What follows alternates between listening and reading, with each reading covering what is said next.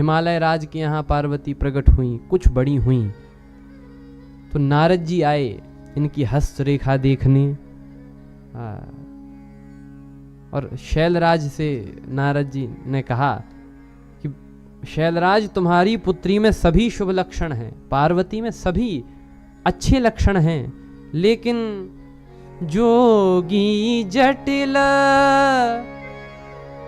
अकाम मन नगन अमंगल वेश, अस स्वामी यही कह मिलई परिहस्त असरे।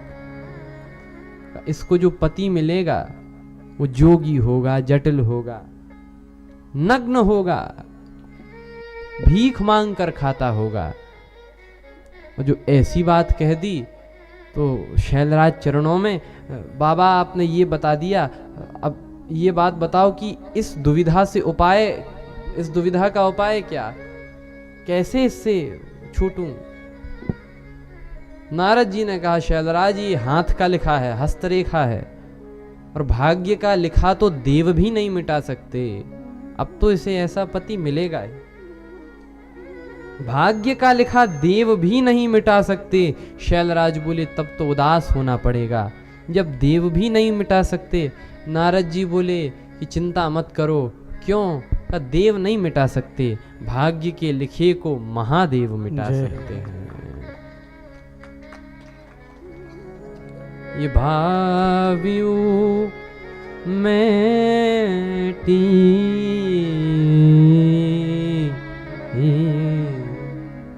भावियो मैट सके त्रिपुरारी, भगवान शिव मिटा सके।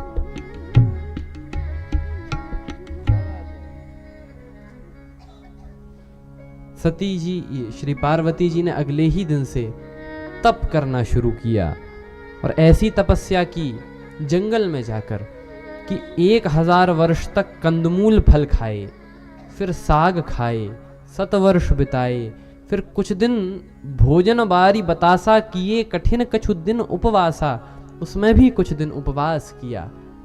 बेल पाति मही परई सुखाई, 3 सहस संवत सोई खाई। जो बेलपत्री जमीन पर सूख कर गिर जाती थी, उसको 3000 वर्षों तक खाकर तपस्या की, और जब उन सूखे हुए पर्णों को भी खाना छोड़ दिया, तब इनका नाम अपर्णा हो गया। पुनि परिहरियु सुखानियु परना, उमहि नाम तब भयउ अपर्णा। यहाँ पर राम जी शिव जी को सूचना देते हैं कि शिव जी, मन ही मन राम जी शिव जी के हृदय में प्रकट हुए और कहा कि बाबा एक काम करो, एक पार्वती नाम की देवी हैं जो आपके लिए तप कर रही हैं, तो अब आप हमारी विनती सुनो। यदि आपको हम पर प्रेम है तो जाओ और उनसे विवाह कर लो। शिव जी ने कहा, प्रभु ये बात तो ठीक नहीं लगती, हम विवाह फिर से कर लें।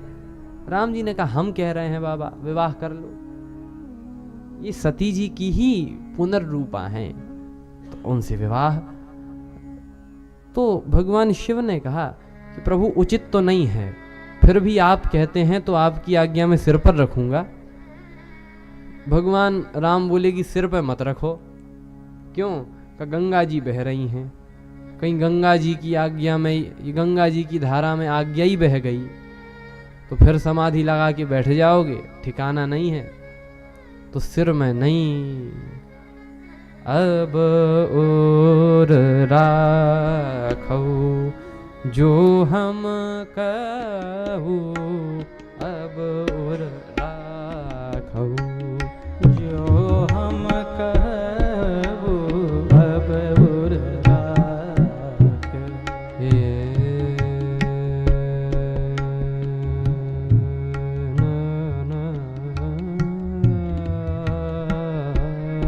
अब और राख जो हम कहू, अब और राख। और राख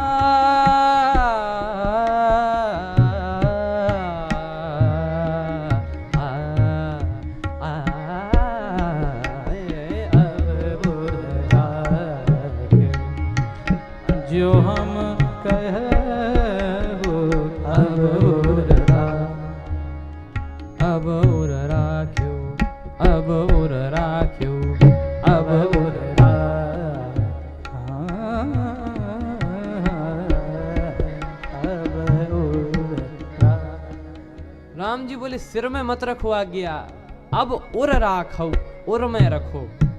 सिर माने या उर माने हृदय में, हृदय में अब उर राखो जो हम कहियो। हम लोग करते ही ये हैं, सिर में रखते हैं भगवान को, दिमाग लगाते हैं भगवान में, और उर में नहीं रखते भगवान को। उर में किसे रखते हैं? का दुनियादारी को। ये उर दुनिया से लगाते हैं, ये दिल दुनिया से लगाते हैं। तभी तो फिर रोते आते हैं कि हमारा तो दिल टूट गया। एक सज्जन आए, महाराज हमारा तो दिल टूट गया। हमने कहा भाई किसने तोड़ा?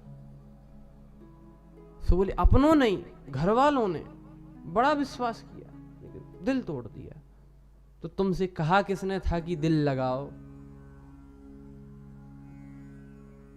जहां दिमाग लगाना चाहिए दुनियादारी में, वहां दिल लगा दिया, और जहां दिल लगाना चाहिए उन भगवान में दिमाग लगा दिया कि भगवान हैं, ऐसे हैं तो ऐसे क्यों, ये तर्क करने लगे। लेकिन भाई यदि भगवान में ये दिल लग जाए तो जीवन धन्य हो जाता है। तो अब उर राखऊ जो हम कहू, भगवान शिव ने श्री राम जी की आज्ञा अपने उर में धारण की है और कहा ठीक है प्रभु। राम जी गए और शिव जी ने सप्त ऋषियों को भेजा कि जाओ वो पार्वती जो तप कर रही हैं उनकी परीक्षा ले आओ कि हमारे लिए परफेक्ट कैंडिडेट हैं कि नहीं विवाह के लिए। किसी ने शिव जी से कहा कि जब राम जी कह ही आपसे गए हैं कि उनसे विवाह कर लो, तो क्या आपको राम जी की बात पर भरोसा नहीं है? अविश्वास करते हैं राम जी पर? शिव जी ने कहा नहीं नहीं, ये बात नहीं है कि हम राम जी पर भरोसा नहीं करते। फिर कहा कि ये जो पार्वती है ना, जो अभी तप कर रही हैं, ये सती थी पूर्व जन्म में, इनका नाम सती था, और इन्होंने मेरे भगवान को बिना परीक्षा के स्वीकार नहीं किया। तो जो मेरे प्रभु को बिना परीक्षा के स्वीकार नहीं करता, हम भी उसे बिना परीक्षा के स्वीकार नहीं करते। तो उन्होंने भी परीक्षा हमारे प्रभु की ली, तो हम भी उनकी परीक्षा लेंगे। सप्तर्षियों को भेजा, सप्तर्षियों ने खूब समझाया, और अंततः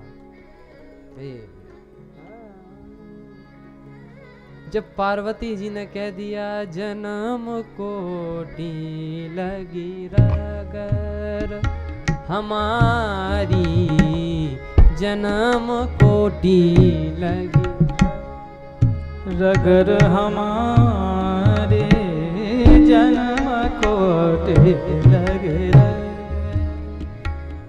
बरों शंभु नत रहो कुंवारी देवे, जन्म कोटि लगी रगर बरों शंभु